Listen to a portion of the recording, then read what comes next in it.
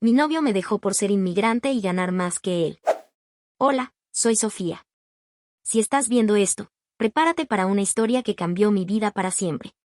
Durante 7 años, creí que había encontrado al amor de mi vida, Diego. Era mi compañero, mi apoyo, mi hogar en un país que no era el mío. Pero todo se derrumbó cuando le hablé de casarnos. Su respuesta me dejó en shock. No quería hacerlo porque soy inmigrante, y porque, como mujer de 29 años, gano mucho más que él. Me dijo que no podía soportar que una inmigrante como yo tuviera más éxito financiero. Esas palabras me rompieron, pero también me enseñaron quién soy realmente. Hoy quiero contarte todo, el amor, la traición, el dolor, y cómo estoy empezando de nuevo. Quédate conmigo, porque esto es más que una ruptura, es una historia sobre encontrar tu propio camino. Voy a llevarte al comienzo, a un momento donde todo parecía posible. Hace 7 años, yo era una estudiante de posgrado recién llegada de Indonesia, tratando de encontrar mi lugar en Estados Unidos. Todo era nuevo, el idioma, la cultura, hasta el frío que calaba los huesos en invierno. Estaba llena de sueños, pero también de miedo. Fue entonces cuando conocí a Diego. Él era diferente, un estadounidense con una sonrisa cálida, alguien que escuchaba de verdad. Recuerdo nuestra primera cita en una cafetería pequeña, donde hablamos hasta que cerraron. Me hacía reír, y por primera vez en meses, sentí que pertenecía a algún lugar. Unos meses después de conocernos, tuvimos una conversación que marcó todo. Era una noche tranquila en su apartamento. Había una vela parpadeando en la mesa, y el aire olía a café recién hecho. Me sentía nerviosa, pero necesitaba ser honesta. Le dije, Diego, algún día quiero casarme, tener hijos, construir una familia. ¿Es importante para mí? ¿Tú quieres lo mismo? Mi corazón latía fuerte, esperando su respuesta. Él tomó mi mano, me miró directo a los ojos y dijo, Sofía, yo también quiero eso. Y lo quiero contigo. Sus palabras eran como un abrazo. Me aseguró que me amaba, que veía un futuro juntos, que éramos un equipo.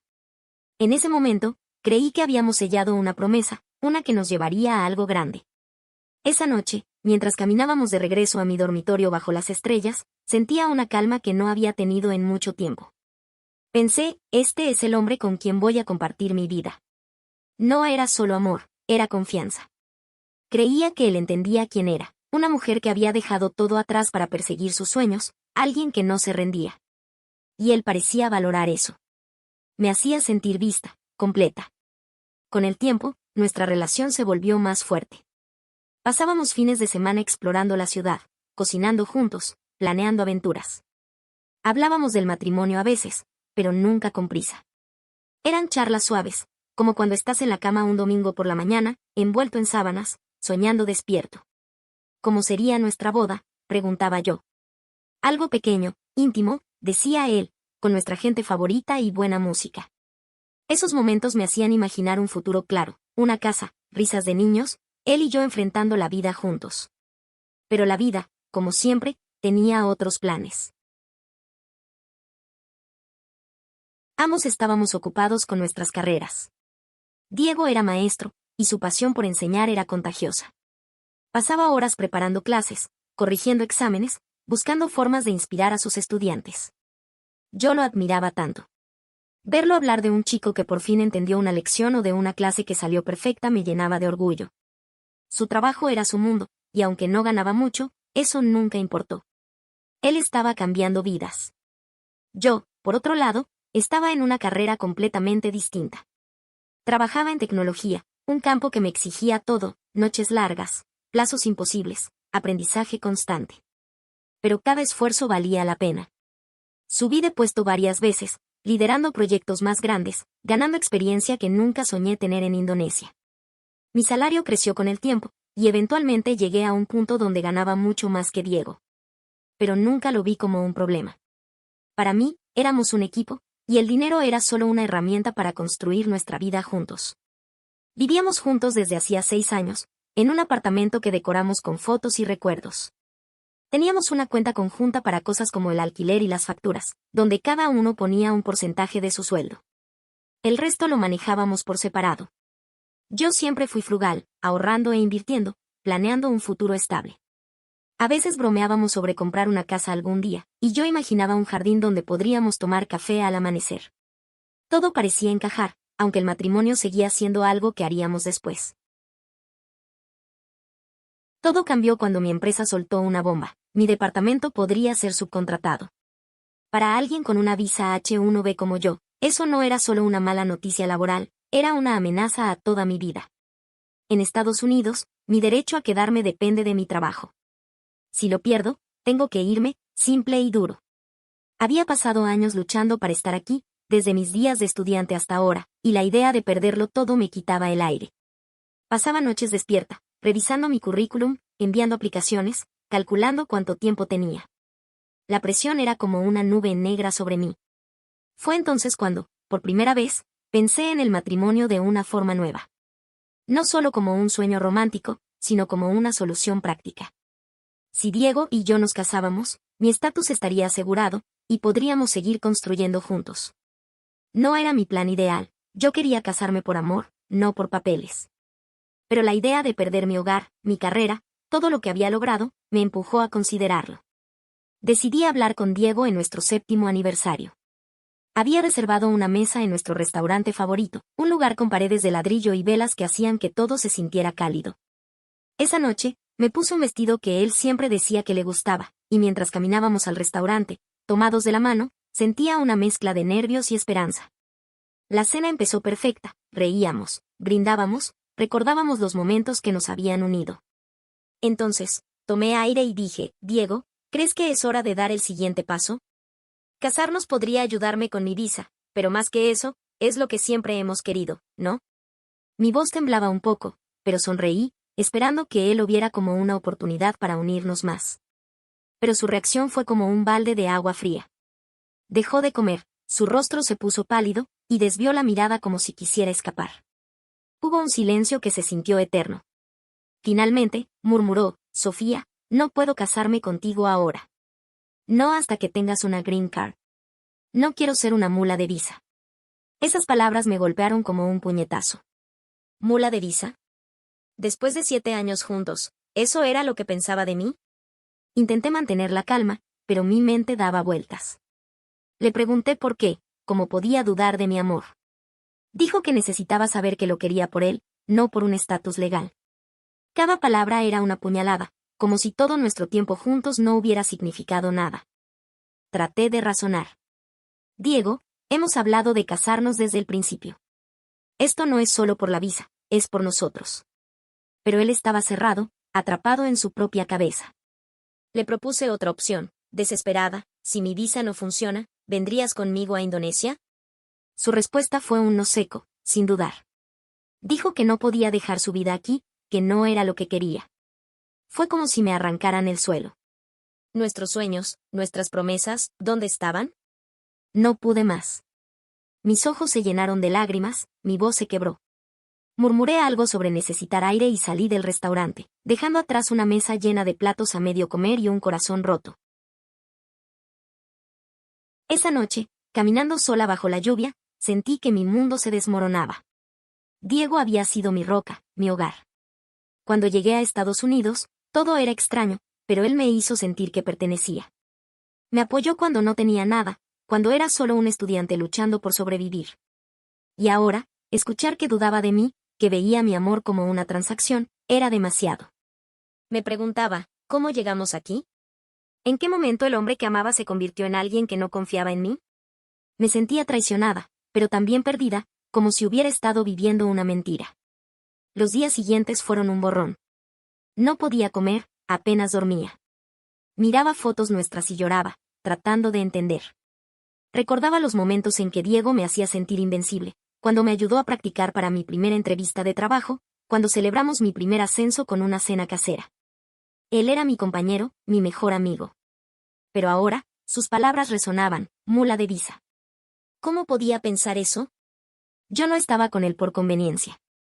Lo amaba por su risa, por su forma de escuchar, por cómo me hacía sentir segura. Pero parecía que él no lo veía. Para entender por qué esto me dolió tanto, necesito contarte un poco sobre mi vida. Soy inmigrante, y eso no es solo una palabra, es una realidad que define cada paso que doy. Llegar a Estados Unidos fue un salto al vacío. Dejé Indonesia, mi país, mi cultura, todo lo que conocía, para perseguir un sueño. Pero no fue fácil. Como estudiante, vivía con lo justo, contando cada dólar, temiendo no ser suficiente. Luego, como profesional, enfrenté el laberinto de las visas.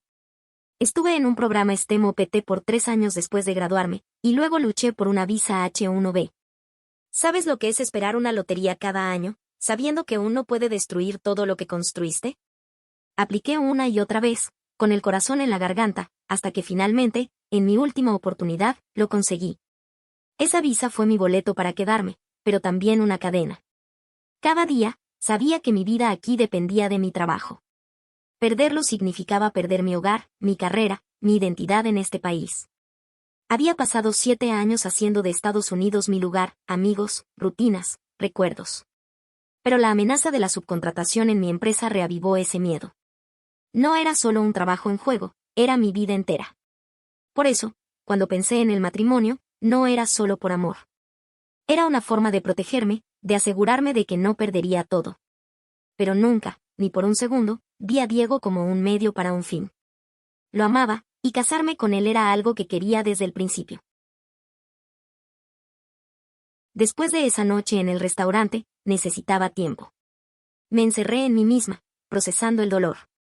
Lloraba hasta quedarme sin lágrimas, revisaba mensajes viejos, buscaba pistas de dónde nos desviamos. Pero también sabía que no podía quedarme así. Le escribí a Diego unos días después, pidiéndole hablar.